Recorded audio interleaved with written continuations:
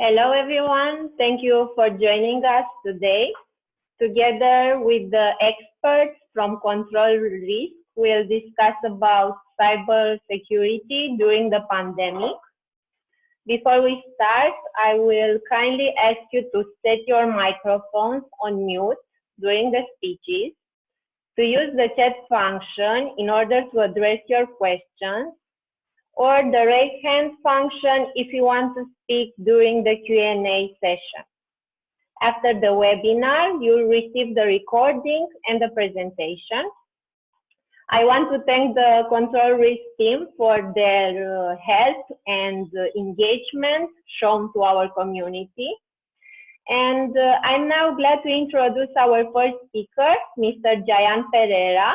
He's an Associate Director leading Control Risk Cyber Consulting and Response Business in Europe and Africa. Mr. Pereira, the floor is yours.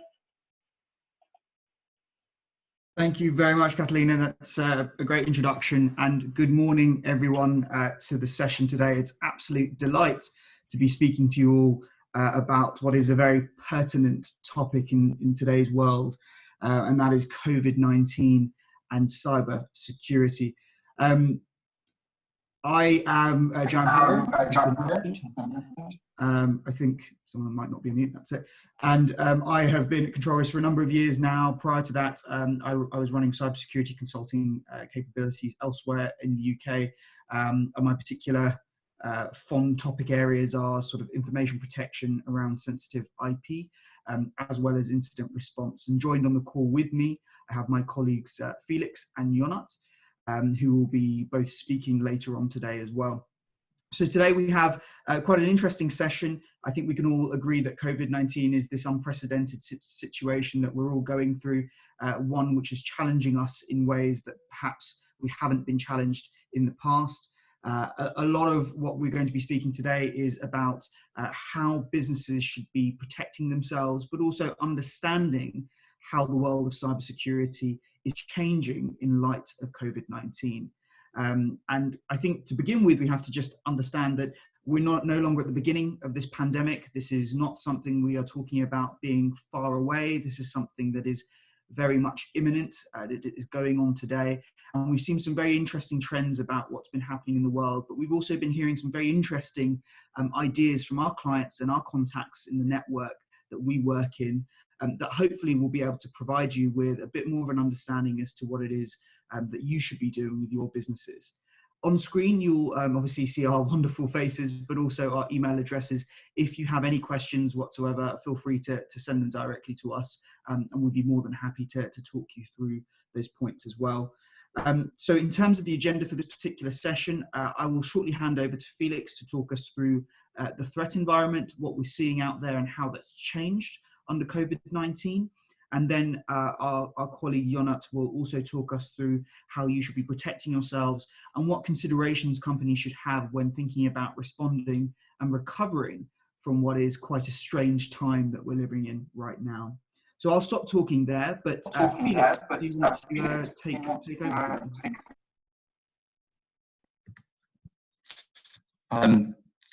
Thank you, Jay. Thank you for that introduction, and good morning, everyone. My name is Felix. I'm part of the cyber threat intelligence team at Control Risks, where we track the strategic trends that we see on the threat landscape, and we collect data on the key tactics, techniques, and procedures that we see being employed by attackers.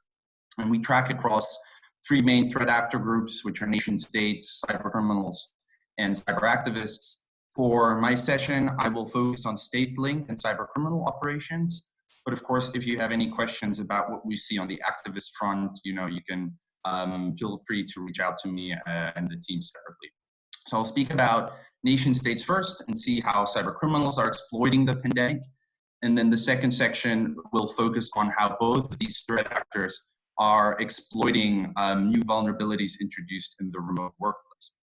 And I think some of the key takeaways that we have is that we have really seen a massive acceleration in terms of volume of cyber attacks that are specifically exploiting this pandemic, and also the new ways of working that we all had to adapt to over the past months. And since the pandemic has become truly global in March, the use of COVID-19 related phishing attacks has become very indiscriminate, targeting countries and organizations across sectors globally. We've seen a drastic increase in COVID-19 related new domain registrations, with fraudulent websites exploiting employees' fear and uncertainty around the situation. And all of these threats that we're seeing, they are exacerbated by new risks and vulnerabilities that are being introduced through remote work policies, and attackers are aware of those. So starting on the nation front side, the intent that we have seen for state espionage operations has really shifted dramatically during this pandemic. So we are seeing a lot of campaigns against healthcare, pharmaceutical organizations, research and development facilities. Just last week, UK and US intelligence agencies said that Russia, Iran, and China are behind ongoing efforts to breach networks at universities and facilities that are working on vaccines and information around vaccine development and treatments.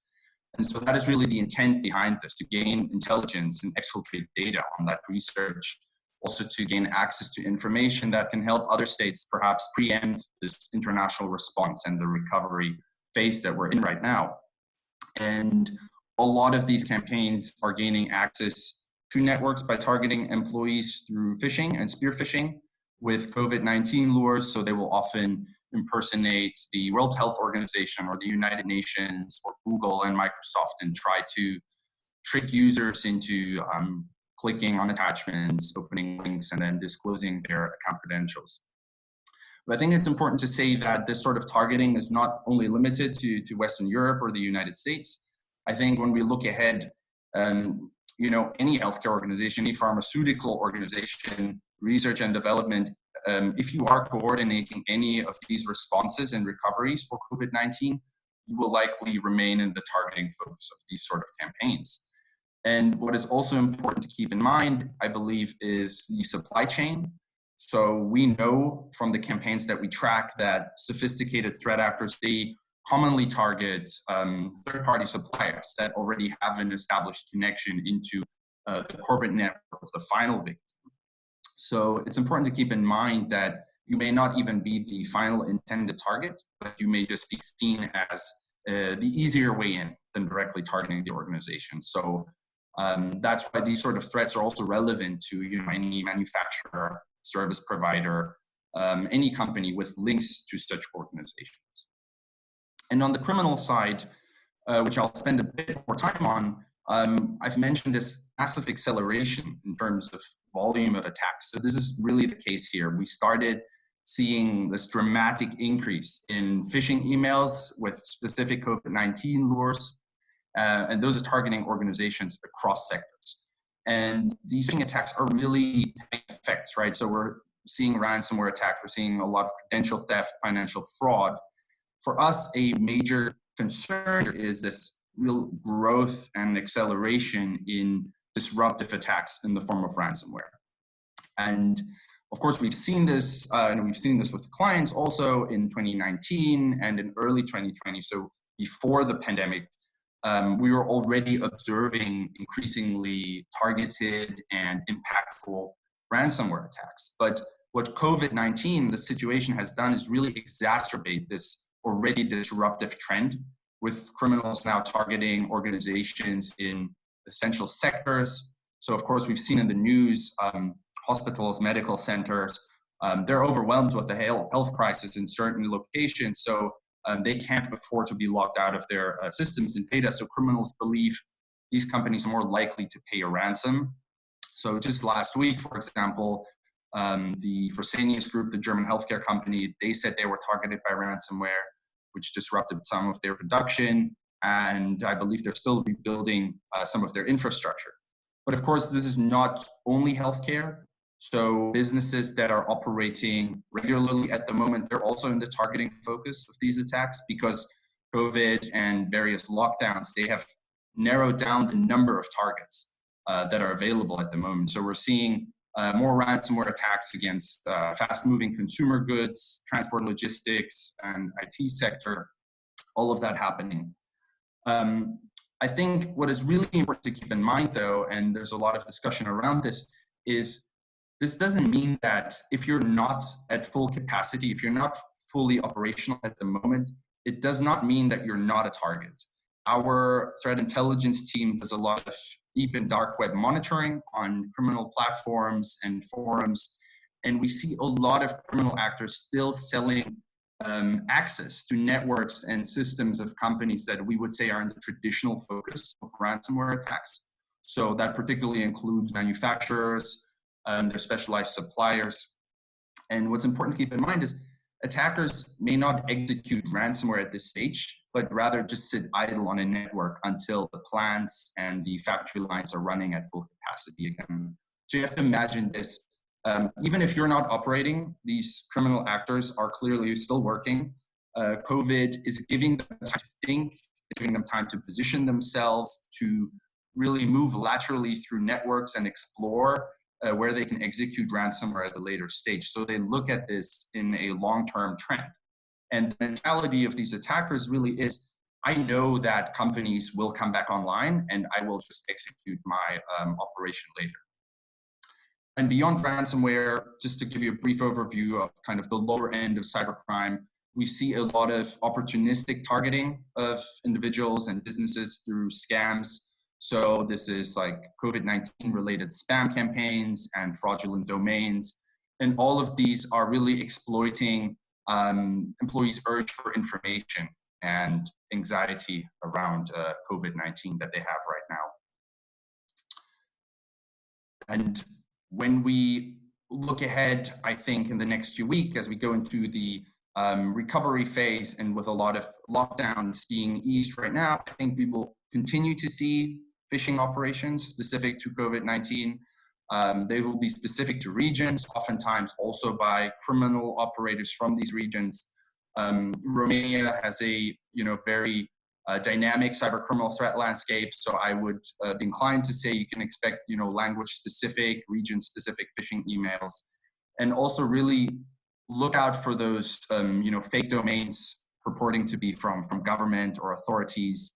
We now really see a rise in criminals trying to exploit that government response and those economic support packages. So they're targeting companies and collecting credentials from those companies that are applying for this support. And so a lot of threats associated with that, such as account theft, credential theft, and payment card theft, things like that. Felix. And I think all of sorry, it's Jay here. I just wanted to ask a question as we're going through. I think you made a really good point around confusion and anxiety. And I was just wondering, it might be helpful for those on the call to maybe give a couple of examples of where we've seen that kind of confusion and anxiety in the market. Yeah, absolutely. So I've briefly mentioned that government response, and there were companies and individuals were being bombarded with a news cycle of changes in government policies, in furlough schemes, in economic support packages, in changes to lockdown easing. And for every legitimate information and every legitimate website that is out there, I can guarantee you that there's going to be a phishing template, a fraudulent website by criminals that are trying to exploit that uncertainty and exploit that fear and that uncertainty, really. And we have seen that both governments being targeted and losing by criminals illegally claiming those payments, but specifically also companies that are applying for the support packages, believing that they are in communications with a government authority, but actually just sending their credentials and banking information to criminals. And that leaves me to go on to the next section, which is how these threat actors are exploiting our current situation as we all work from home. All of these threats and all of these trends that we're seeing, they are happening while businesses and organizations are decentralized, we're working remotely. That presents a unique set of challenges. And threat actors, they know that a lot of organizations are at their weakest point right now. They know that employees' situational awareness is not at their strongest when they're at home. And so they're actively exploiting this. And what you see here on this slide are just a few things that we see threat actors currently paying particular attention to and what they try to leverage against individuals and businesses. So starting on the social media and operational front, I think it's not a surprise when I say that, you know, networks like Twitter, Facebook, LinkedIn, Instagram, they all provide a lot of invaluable information to potential threat actors. And I am happy to talk through how a threat actor can perhaps do this. So, you know, imagine as we're on this call right now, threat actors are actively scanning these social media sites in their reconnaissance phase. So they are looking for posts by users that could reveal information that can help them in an attack. So they're, for example, looking for posts with hashtags like work from home setup or rate my setup or hashtag work from home life. And, you know, if you want to, you can do this yourself after this webinar and see what you find. It's both fascinating and shocking, I believe. A lot of these posts will commonly include photos of desktops, often showing software and systems running within an organization, or even sensitive data like client information. And you can combine that with a little bit of open source research on LinkedIn. You can see where someone is working. You can likely get a work email address, and it gives you a perfect target to spearfish. And it gives you information about the type of system and software that you can try to exploit with a phishing email and with the payload that you're attaching to that. And so the idea when we speak about operational security, it's not new, right? Employees, when we're in an office environment, we know that we should not post pictures from inside the office. We shouldn't post pictures of our desktop or sensitive materials. But of course, this is different at home, as we're all adapting to that. And on the phishing and social engineering front, I've mentioned this really dramatic uptick in phishing and phishing-specific COVID-19 templates. I believe the worst one I have seen so far that is really exploiting this anxiety and uncertainty employees have was a phishing email allegedly coming from within an organization to an employee saying, a colleague has died from COVID-19, click here for information and see whether you were in contact with them and may need to seek medical advice or self-isolate.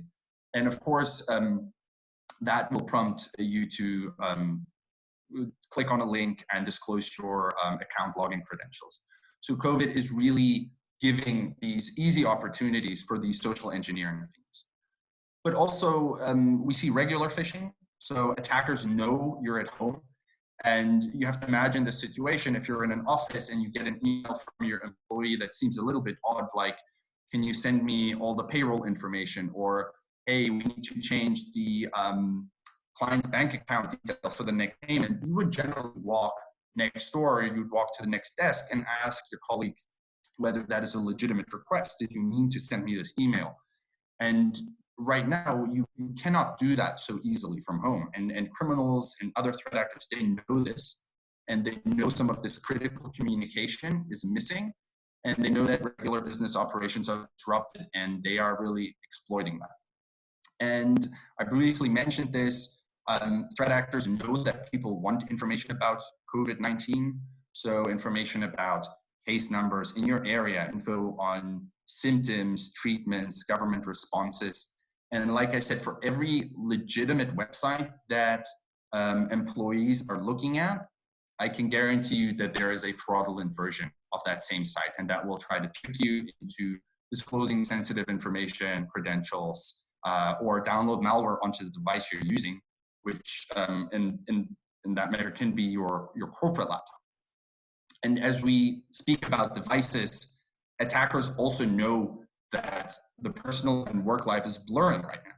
So they're not just targeting corporate devices, but also other appliances that can be considered weak points. So our dark web monitoring of criminal forums, we see there's a lot of discussion about building, for example, malicious COVID tracking apps, various healthcare apps, mobile phone malware in general. So in the hope that employees will download that onto their phones. And threat actors know that they're likely to use personal devices, and employees may transfer files between personal and work devices. So really that mix between the work and leisure activities on the same device is the issue that can cross-contaminate into the corporate network. And that is a lot easier now than before. And then just two last things on discussions that we're seeing. We see a lot of chatter on these criminal platforms about exploiting vulnerabilities in home hubs. So these are the devices used to control your smart homes or other Internet of Things devices in households, like a smart fridge or a thermostat, smart vacuum cleaner, everything that exists these days. And a lot of these devices, of course, have quite low levels of default protection, and it gives threat actors an opportunity to pivot to other devices on the same network. And then lastly, organizations using RDP, Remote Desktop Protocol, to allow remote workers to access their workstations and their servers from home. Threat actors are increasingly targeting these systems. And the most common attack we see targeting these RDPs are, of course, brute force attacks, which require very limited technical knowledge, but can be quite effective. And just to conclude those points, I hope you can see that attackers are really acutely aware of these new vulnerabilities that have been introduced in the remote workplace and in the home workplace. They know how to target them, and they also are aware that employees may have their guard down at the moment.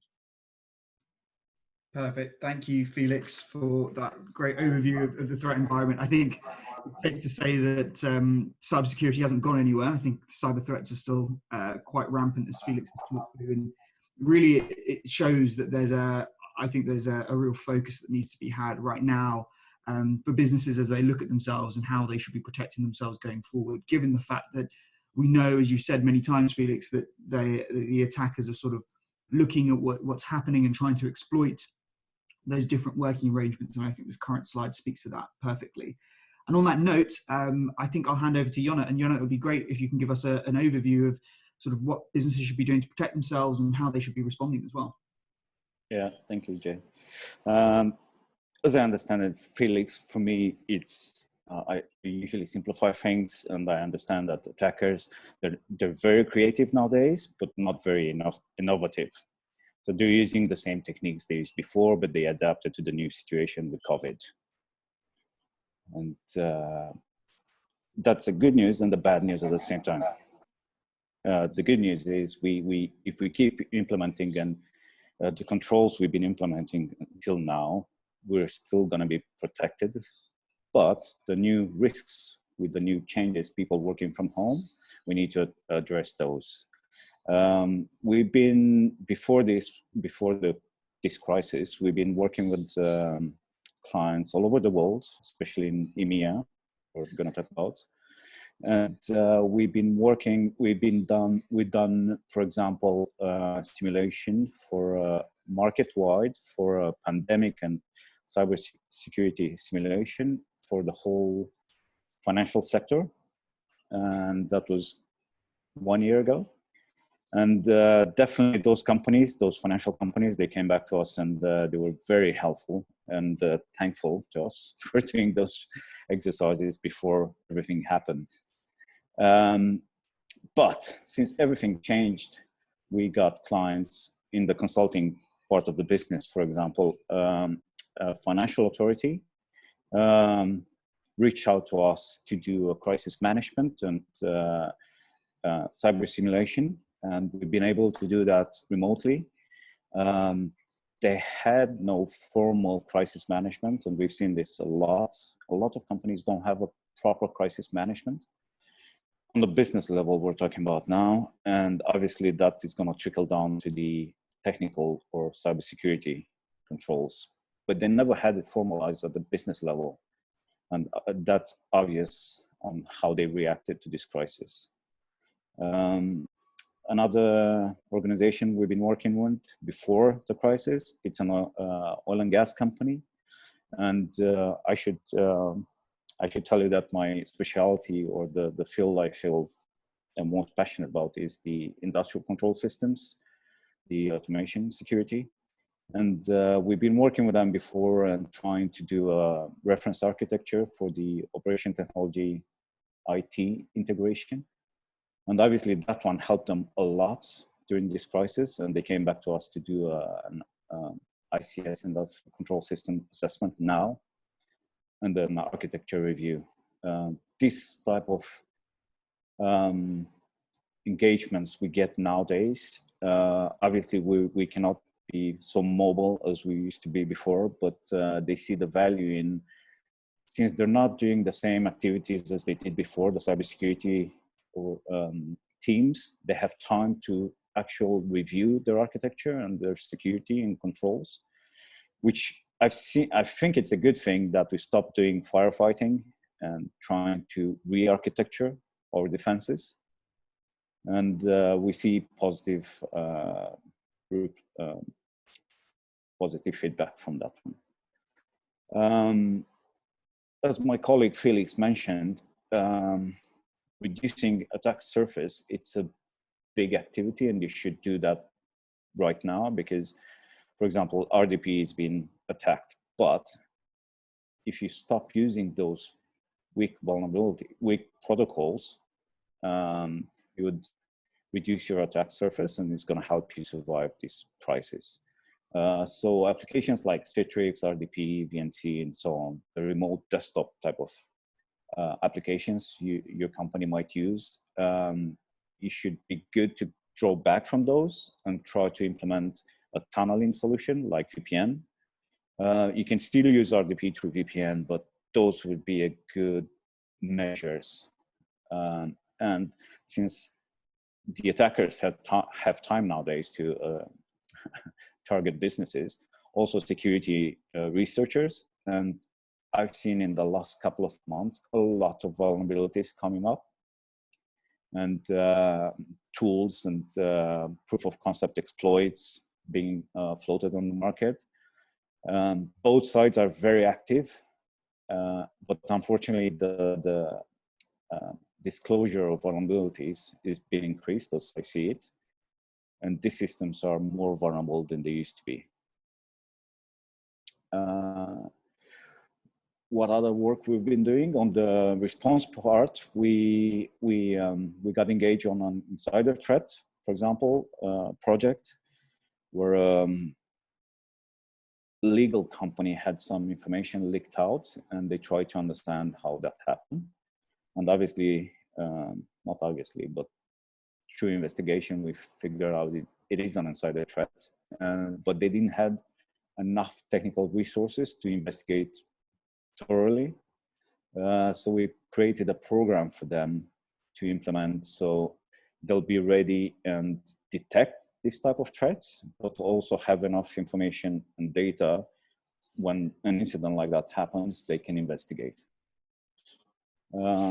Another response case we had, it was a fraud, financial fraud.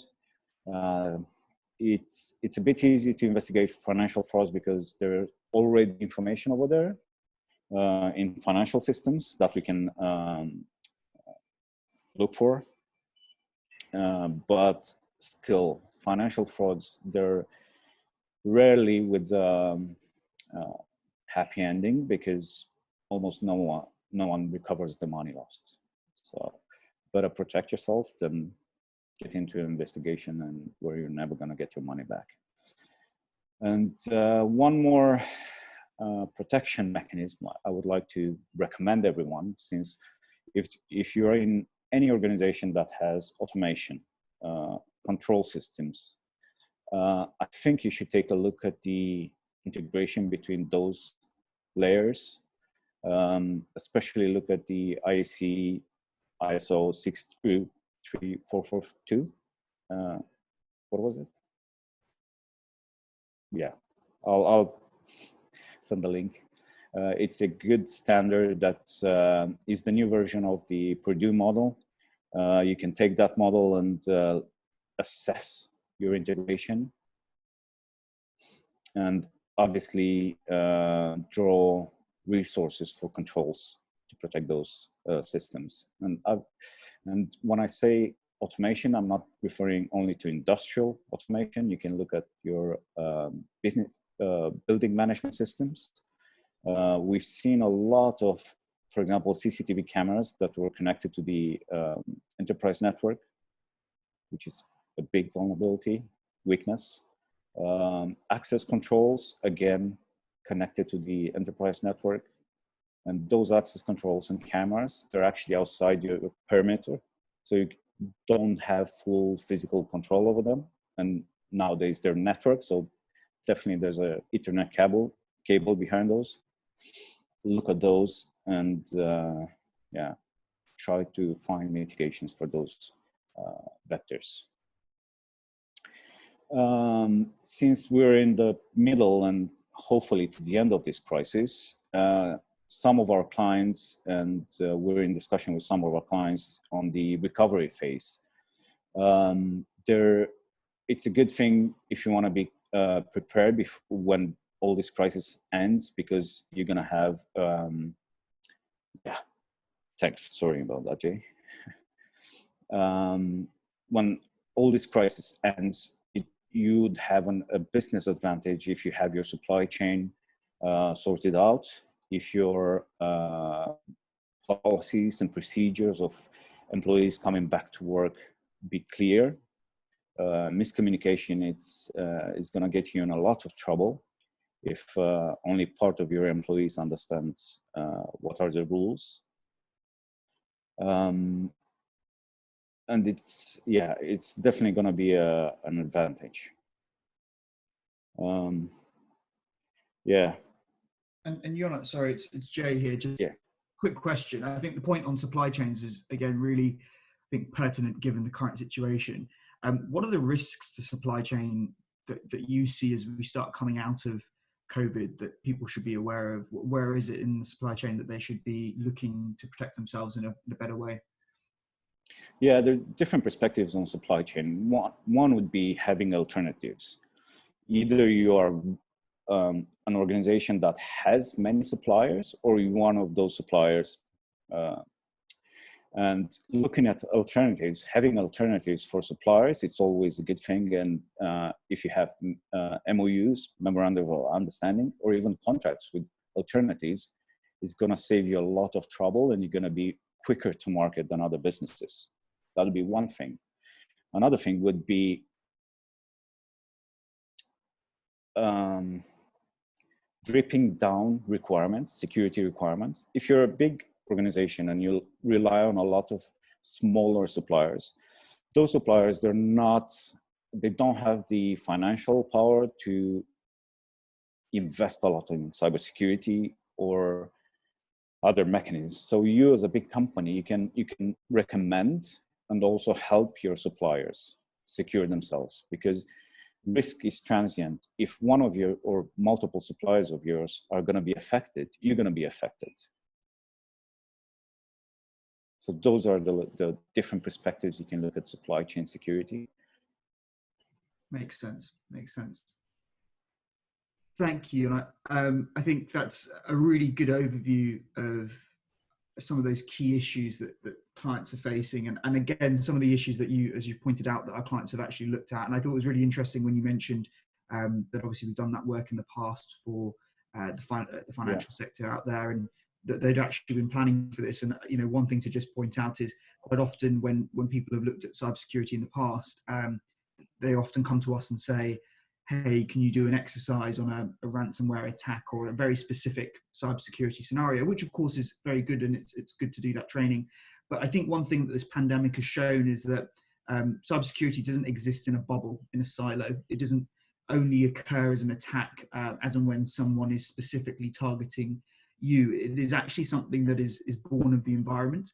And so it's often good to test and to look at your planning in light of the fact that actually situations like this, like a pandemic, change the way in which you're able to respond and deal with cybersecurity situations. And one of the key questions I think Jonna and I have been asking our clients has been, how do you make sure that you can still respond in the same way that you've been able to in the past, given that all of your people are working from home?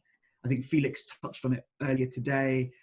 There's a lot that you can't really predict anymore. I think what normal is has changed so much that it's difficult to know where all of your IT people are. It's difficult to know who would be doing what during a crisis. You're not all in the same room. And so it's really important at a basic level, I think, to sort of go back to your, I guess, crisis management plans and incident response plans and actually ask the question, could we execute this if we needed to tomorrow? Because absolutely. And you need to apply that to even to your normal processes, like incident management. If you have that document, if you have that process documented, and if you look at it now, can you execute that process? Most companies would need to.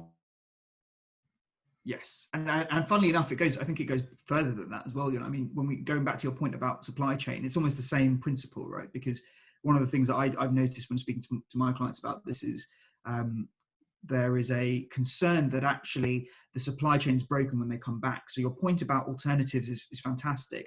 But then from a security practitioner's point of view, if you're the CISO in that scenario, you're going to be pulling your hair out, because what's going to happen is all of a sudden procurement and the operational teams are going to start onboarding suppliers rapidly to get the supply chain back up and running, which of course is essential and needs to be facilitated. But if there's no security consideration for who you're bringing on board, and perhaps the same security considerations that you might have had in normal operations have been pushed to the side, all of a sudden you're introducing a lot of third-party risk to your business that, again, you weren't really aware of. So again, you're completely right. Going back to those plans and saying, can we actually execute a third-party or vendor risk management approach whilst we're working in sort of reduced operations or we're working from home? I think that's really going to cut to the center of making sure that your cybersecurity risk management that you may or may not have already had in place doesn't diminish because of the fact that you're working remotely and because of the fact that we're living in a COVID environment. Yeah, and that drills down to the discussion we had with Felix, all of us together, on the compliance and, for example, GDPR.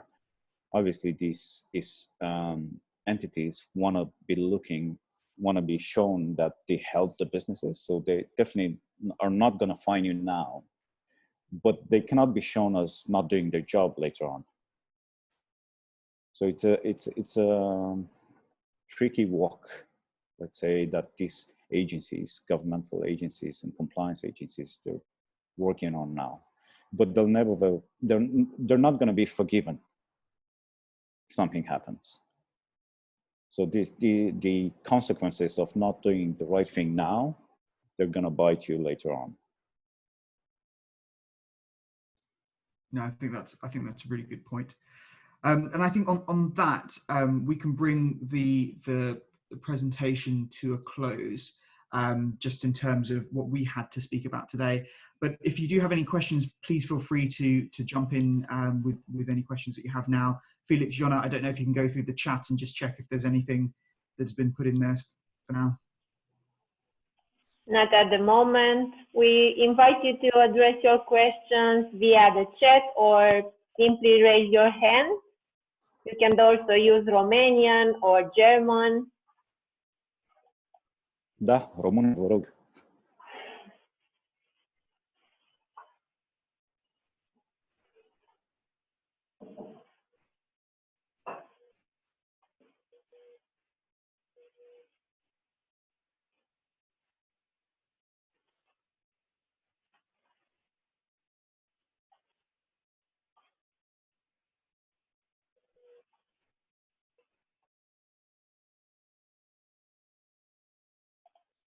Very clear. It seems that everything was very clear. Bună ziua, dacă îmi permiteți. Bună ziua, Alexandru. Bună ziua. Întrebarea mea este dacă în actualul context, care e fără precedent această criză COVID, impune o revizuire a strategiilor și a risk managementului pe care l-au avut companiile, chiar de l-au avut și au fost auditate, revizuire și o completare a acestora. Should I answer in Romanian or English? Please, English. Okay. So the question is changing the way companies do risk management and the way they've done risk management in the past. My answer would be risk management is very misunderstood by humans, so it's very hard to understand risk and actually apply it. but the risk management process is not broken by the crisis. The way we evaluate risks and see fat tails or black swans, white swans, should change, but that needs to be driven by the head of a business, the manager, the general manager. It's not really an operational change. Not sure if I answer your question.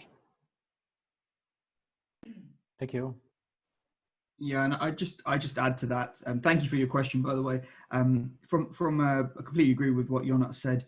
I wouldn't say that things are broken because of COVID. I think that would probably be giving it too much credit. I know it's broken many things for us, but from a risk management perspective, it's probably giving them too much. I would say that the real concern from a risk management perspective is that those same structures and processes that we typically have within an operational enterprise risk management framework, that those are still capable of operating. And to a large extent they are, because that's about people and having people doing their day-to-day jobs, wherever that is. But I think it's in those situations where timelines get squeezed, or we are already deviating from the norm in other parts of the business. And I mentioned sort of supply chain earlier. That's one of those key areas where, because it's perhaps slightly outside of the direct remit of risk management, maybe it's part of procurement, maybe it's part of the finance team, there is the ability for certain things during this crisis, because everything becomes so busy, it's quite hard to see the important things through all of the different issues that are being raised. Sometimes those risk management elements that are being implemented, say, by other parts of the business, not the direct risk managers themselves, those are the pieces that can fall by the wayside. Those are the bits that people forget about. And from a risk management perspective, it's difficult to stay on top of without the rest of the business to buy in. And I think that goes back to what Jonas has said. If you do have strong leadership that is reminding people that we need to follow those processes, that we need to have a risk-based approach to the way that we return back to business, then you can ensure that you're not going to have a broken process. But if that's not happening, then yes, that in theory there's the ability for some of those more external risk management practices to become forgotten or a little less practiced than we would normally like. Yeah, this could be viewed also as a lot of companies that suffers breaches or major cybersecurity incidents. It's not that the people were not qualified or they didn't have the processes, but somehow a slippage in those processes and unseen risk raised to those incidents. Yep.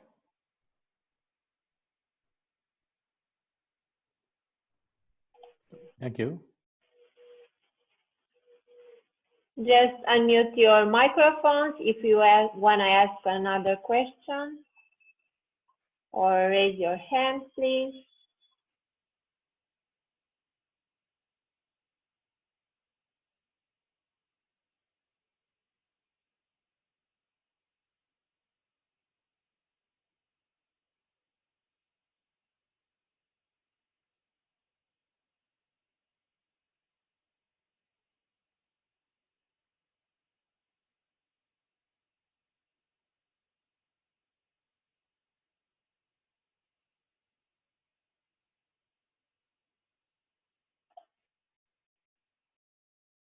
Thank you once again for joining us, and to the control risk team for preparing this for us. I see some clapping hands here. Mr. Pereira, do you want to add something in the ending? No, thank you very much, first of all, for hosting us. It's been a pleasure to speak to everyone on the call today. If there are any questions, do feel free to send them through to us. Our main website's on the screen right now, but our emails are just on this slide as well. We'd be more than happy to follow up any conversations that you might be having. But anyway, for now, thank you very much for having us, and it's been a real pleasure. Thank you too. As mentioned before, you will receive the presentation and the recording, and feel free to contact us if you have any other questions. Thank you. Mulțumim frumos. Thank you, everyone. Thank you. Bye-bye. Mulțumim. Thank you. Bye bye. Thank you. Bye bye.